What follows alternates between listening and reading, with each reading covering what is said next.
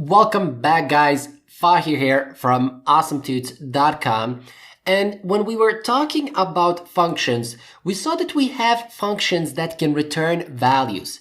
Those values can be integers, booleans, floats, essentially our variables. Now, since we have covered arrays in the previous video, I also want to talk about functions and arrays. Arrays can be passed as parameters in functions, and they can also be returned by a function. So instead of the update here, because we don't need it, I am going to create here a void process array function. So process array, which takes an array of integers. So here, let me just open an array of integers and I'm going to call it data. And just like this.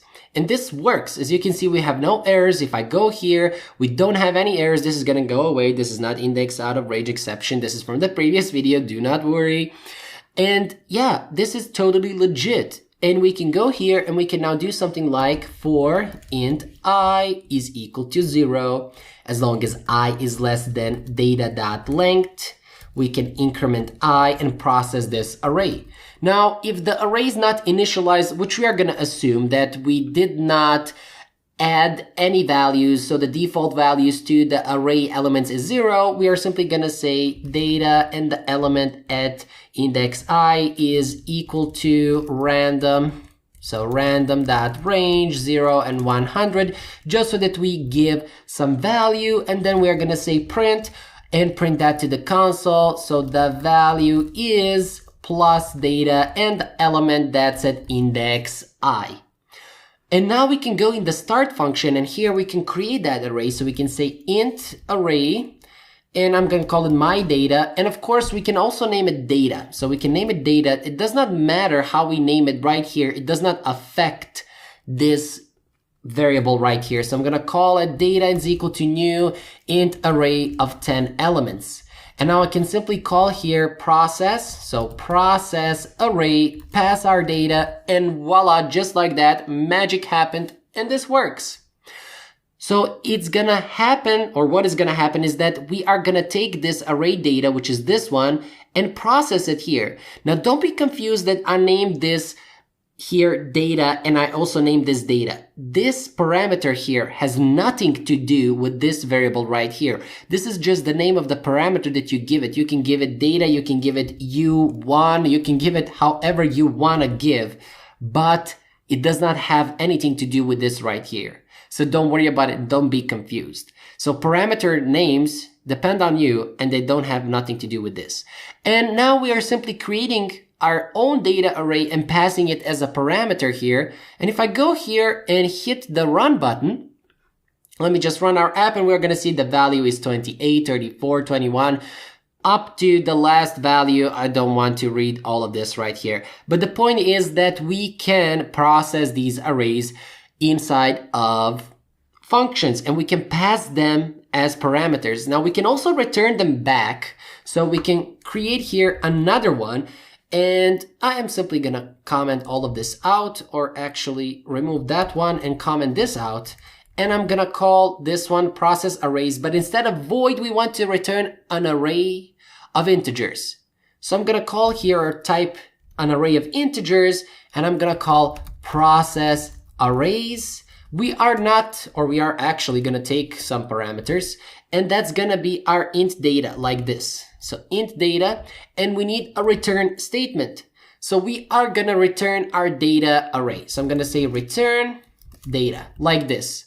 If I go in my Unity editor, we are not going to see any problems in the console because this code is totally legit. We are simply declaring here that we are returning an array of integers. At the end of the previous video, when we talked about arrays, you saw me that I have declared here int array data like this.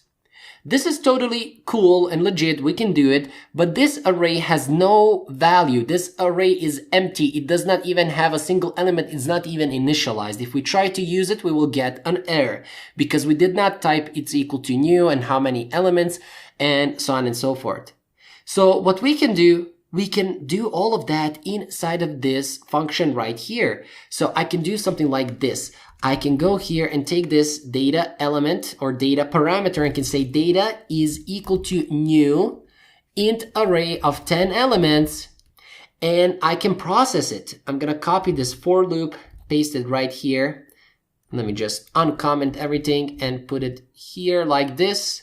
So I am gonna process this array here for int I is equal to 0 as long as I is less than data length I++, give every single element in that array its value, and then return that data array. So I can now go here and I can type our data, this one right here. So data is equal to process arrays passing the data array inside of it. So we are passing the data array itself, and this is gonna process it, do all of this inside of that function, and put it simply back inside of that data array.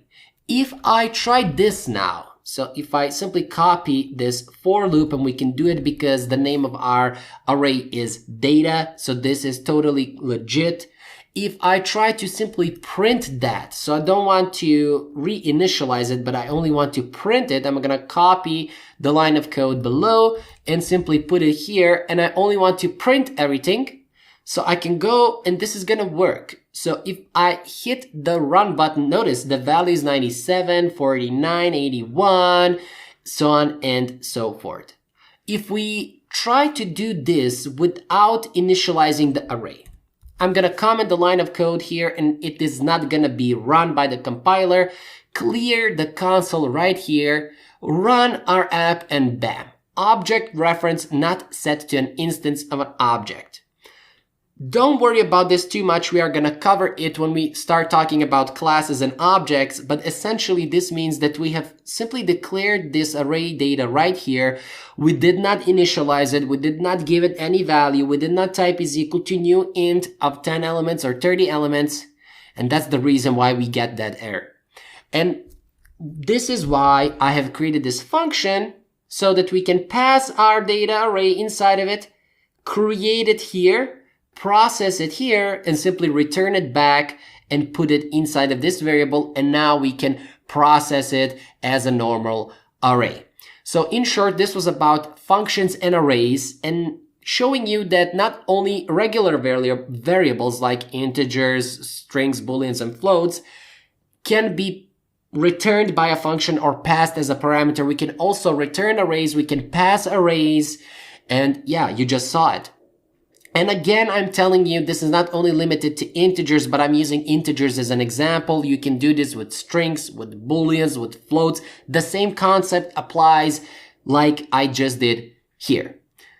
So yeah, this was about arrays and functions. Fahir here from awesometuts.com, and I will see you in the next video.